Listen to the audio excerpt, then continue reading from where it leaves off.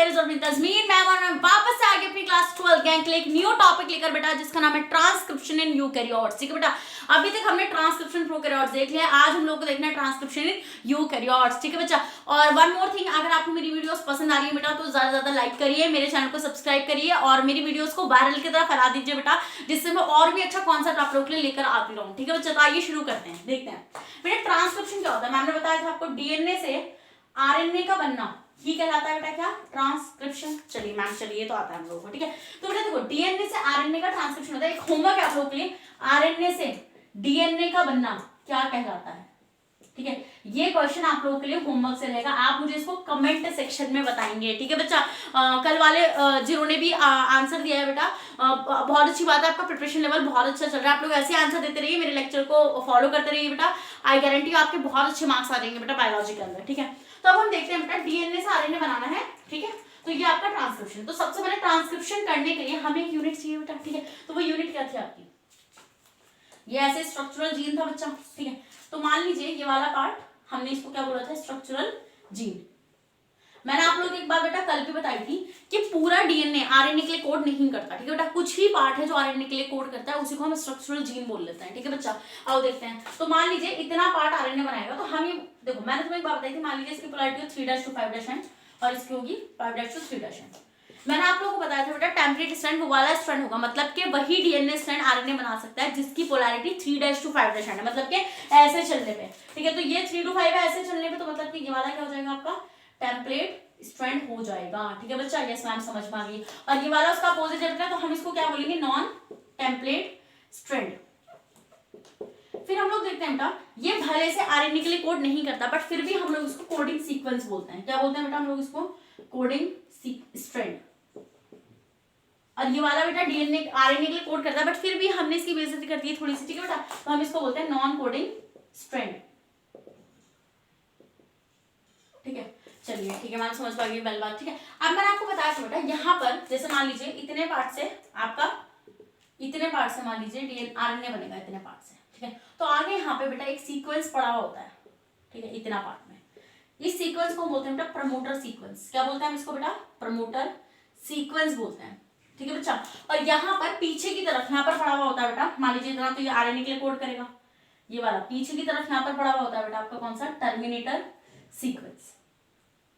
तो मैम ने आपको एक बात बताई थी बेटा कि अगर आपसे मैं ये पूछूं कि टर्मिनेटर सीक्वेंस और प्रमोटर सीक्वेंस की लोकेशन कहां पर होती है, ठीक है, तो आपको क्या बताना है बेटा, आपको कोडिंग सीक्वेंस को रेफरेंस में लेकर बेटा, कोडिंग स्ट्रैंड को रेफरेंस में लेकर इनकी पोजीशन बतानी पड़ेगी। ठीक है, मतलब के प्रमोटर रीजन 3' एंड पर, प्रमोटर रीजन यहाँ पर, जैसे मान लीजिए मैं यहाँ पे बात कर रही हूँ, ये आपका क्या है, कोडिंग स्ट्रैंड। ठीक है, तो यहाँ पर अगर मैं आपसे पूछ लूं कि इस प्रमोटर की लोकेशन क्या होगी, तो आप क्या बोलोगे बेटा कि promoter is present at the 5' end of coding strand. ठीक है बच्चा, समझ में आ गई बात, यस मैम समझ में आ गई। और टर्मिनेटर सीक्वेंस कहां पर प्रेजेंट है बेटा, present at the 3' end of coding strand. समझ में आ गई, ये वाली बात समझ में आ गई। ठीक है, अब आपको बताया था बेटा मैंने यहाँ पे कि यहाँ पर ये क्यों है, क्योंकि यहाँ से इनिशिएशन होनी है बेटा, और यहाँ पे चलेगी पूरी लॉन्गिशन, मतलब कि पूरा आरएनए बनेगा, और यहाँ पे टर्मिनेशन होगी, यहाँ पे आरएनए बनना स्टॉप हो जाएगा। ठीक है, तो मैंने आपको बताया था बेटा ये वाला जो प्रोसेस है, ये एक एंजाइम करेगा, डीएनए से आरएनए बनाने के लिए एक एंजाइम काम आएगा बेटा यहाँ पर, उसका नाम है डीएनए डिपेंडेंट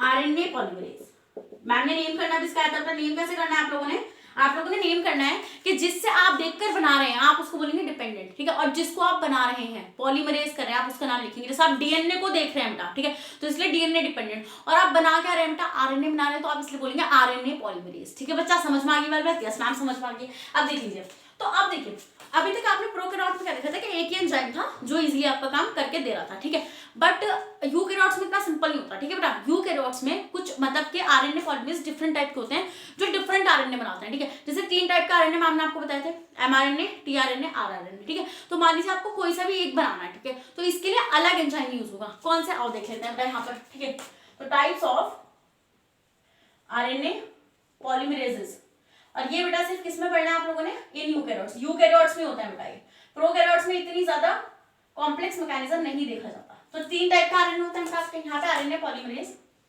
आरएनए पॉलीमरेज 1, ये ऐसे लिख रही हूँ बेटा मैं इसको, यहाँ पे लिखूंगी आरएनए पॉलीमरेज 2, ये हो जाएगा बेटा आपका आरएनए पॉलीमरेज 3। ठीक है बच्चा, समझ में आ गई वाली बात, यस मैम। ठीक है, अब आपको कैसे रखना है, 1 2 3 ऐसे है ना, आप याद रखो RMT, RMT कैसे याद रखोगे, RMT याद रखो, ठीक है। क्यों? क्योंकि RNA पॉलीमरेज 1 जो है बेटा वो rRNA को बनाता है, किसको बनाता है, rRNA को, ठीक है। तो आप इसको स्मॉल में लिखना RMT, ठीक है। rRNA ये बनाएगा, mRNA ये बनाएगा, RNA पॉलीमरेज सेकंड, और tRNA कौन बनाएगा बेटा, RNA पॉलीमरेज थर्ड बनाएगा। चलिए मैम समझ में आ गई, ठीक है। अब बेटा ये कुछ बनाएगा, ठीक है, मतलब ये भी डिफरेंट टाइप्स में बनाएंगे कि आपका RNA पॉलीमरेज कौन से टाइप का rRNA बनाएगा, ठीक है। तो आपके 3 टाइप का बनाएगा बेटा ये, ठीक है। 28S rRNA 18S और आपका आएगा यहाँ पे 5.8S, ठीक है। याद कैसे करोगे, लास्ट में 8 है ना, तो ऐसे याद हो जाना चाहिए आपका ये। फिर यहाँ पे RNA पॉलीमरेज सेकंड 2 टाइप के बनाएगा, mRNA, एक तो mRNA बनाएगा बेटा ये, और एक बनाएगा बेटा आपका ये HNRNA। ये HNRNA क्या है बेटा, अभी समझाइए मैम आपको। फिर ये RNA पॉलीमरेज थर्ड जो है बेटा वो tRNA बनाएगा, ठीक है। tRNA में एक तो हो गया tRNA बना लिया एक तो बेटा इसने, ठीक है। और एक ये बनाता है बेटा 5S RNA, और बेटा एक बनाता है ये SNRNA, ठीक है। ये होता है स्मॉल न्यूक्लियर RNA, ठीक है। तो अब ये क्यों, मतलब अब ये आपको पता चल गया कि भैया यहाँ पे 3 टाइप के RNA पॉलीमरेज होते हैं जो ये सब चीजें बनाते हैं, ठीक है। तो हमें क्या बनवाना है बेटा, अल्टीमेटली हमें mRNA बनाना है, क्योंकि हमें प्रोटीन बनवाना है, ठीक है। तो हम यहाँ पे mRNA बनवाएंगे, ठीक है। तो mRNA के लिए हमें कौन सा RNA पॉलीमरेज लगेगा बेटा, हमें लगेगा सेकंड वाला। कौन सा लगेगा बेटा, सेकंड वाला लगेगा। तो हम ये लेंगे DNA dependent RNA polymerase second enzyme, ठीक है। समझ में आ गई वाली बात, कैसे समझ आ गई। अब आप इसको यहाँ चढ़ा दो, कैसे चढ़ाओगे बेटा, कैसे चढ़ाओगे, सिग्मा फैक्टर के थ्रू बेटा, किसके थ्रू, सिग्मा फैक्टर के थ्रू चढ़ाओगे, ठीक है। ये आ गया हमारा RNA पॉलीमरेज सेकेंड, ठीक है बच्चा।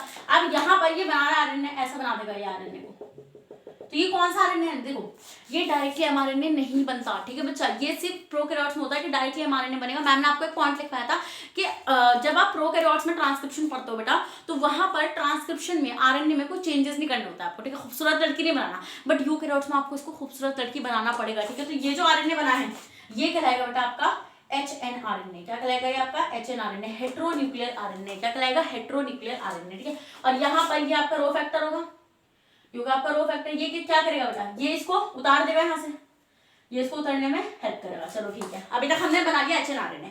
अब हमें बेटा ये जो RNA बना है आपका HNRNA में कुछ मॉडिफिकेशन देखनी है, ठीक है। तो पहले हम उसकी मॉडिफिकेशन देख लेते हैं बेटा। आप इसका स्क्रीनशॉट ले लो, ले लिया, ठीक है। अब हम देखेंगे बेटा, नेक्स्ट हेडिंग होगी हमारी मॉडिफिकेशन ऑफ HNRNA, ठीक है। अभी पूरा RNA बन के रेडी नहीं हुआ है, ठीक है। अभी हमें कुछ मॉडिफिकेशन देखनी है, आओ देखते हैं। मॉडिफिकेशन इन HNRNA में कुछ मॉडिफिकेशन हमें देखनी है, आओ देखते हैं। तो देखो बेटा 3 स्टेप्स आपको इसके अंदर करने पड़ेंगे, ठीक है। क्या करना पड़ेगा, पहले तो कैपिंग करो इसकी, ठीक है। फिर इसकी टेलिंग कर दो, फिर इसकी क्या कर दो, स्प्लाइसिंग कर दो, ठीक है बेटा। ये 3 स्टेप्स आपको याद करने पड़ेंगे, ठीक है। कौन कौन से मॉडिफिकेशन किससे होगी बेटा, सबसे पहले कैपिंग करोगे उसकी, फिर क्या करोगे बेटा उसकी, फिर करोगे उसकी टेलिंग, क्या करोगे बच्चा, टेलिंग, एंड लास्ट में बेटा क्या करोगे, उसकी स्प्लाइसिंग करोगे, ठीक है बच्चा। जब आपका रेडी होगा पूरा mRNA, ठीक है, जिसका हम ट्रांसलेशन कल वाली क्लास में सीखेंगे। तो और देखते हैं बेटा, आपने देखिए यहाँ पे ले लिया आपका RNA रेडी है, ठीक है। ये होगा 5' एंड और ये होगा 3' एंड। अब ये क्या है, HNRNA, ये क्या है बेटा, ये आपका HNRNA है।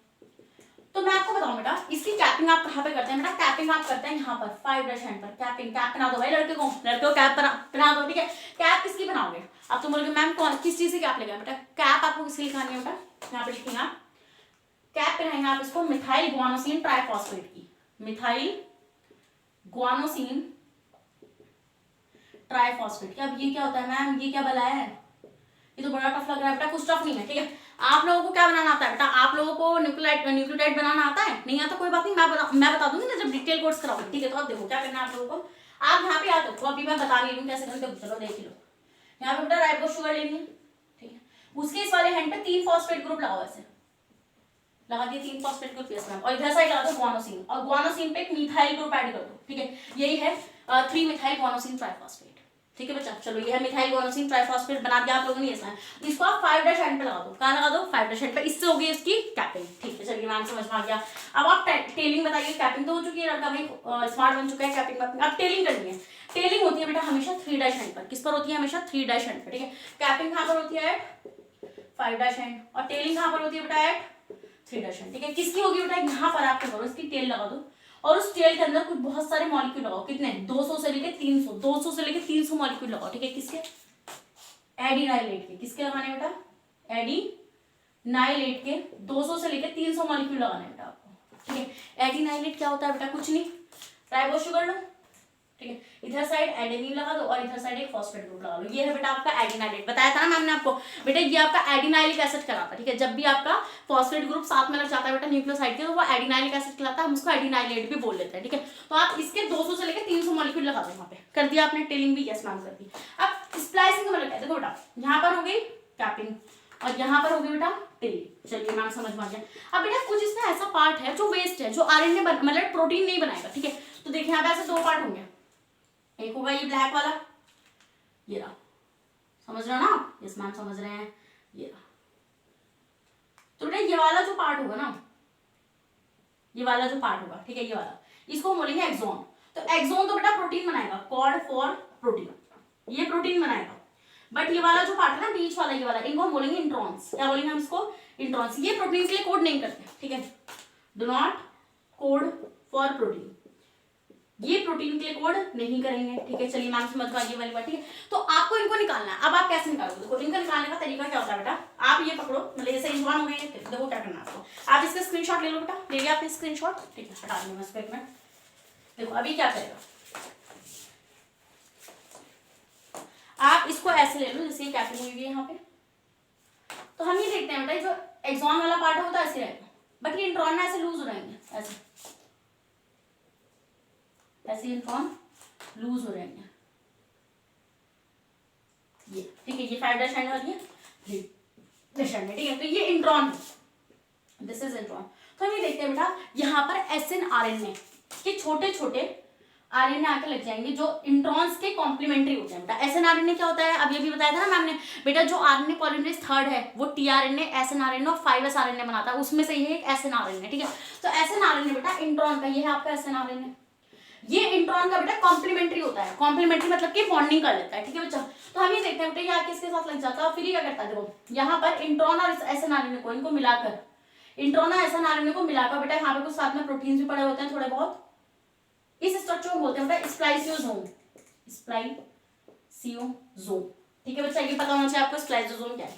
फिर ये SNRNA इनको ऐसे काट देता है, इंट्रॉन को SNRNA लगेगा आके यहाँ पे, और ये जो इंट्रॉन की बॉन्डिंग एक्सॉन के साथ है इसको काट देता है, यूं उड़ा देता है पूरा, ठीक है। तो अब क्या बचा बेटा, अब हमारे पास क्या बचा, ये कैपिंग हो रखी है बेटा, ठीक है, नीचे वाला पार्ट हटा दूंगा, ऐसा नहीं है। अब ये बेटा ये कैपिंग हुई भी है 5' पर, किससे हुई भी है, किससे हुई भी है, ठीक है, बताना है आप लोगों को, ठीक है। फिर यहाँ पर बेटा ये आपका ये पूरा एक्सॉन वाला पार्ट एक साथ जुड़ जाएगा, दिस इज द एक्सॉन वाला पार्ट। और बेटा लास्ट में क्या हुई भी है, ऐसे टेलिंग हुई भी है, ठीक है। तो बेटा ये है आपका मॉडिफाइड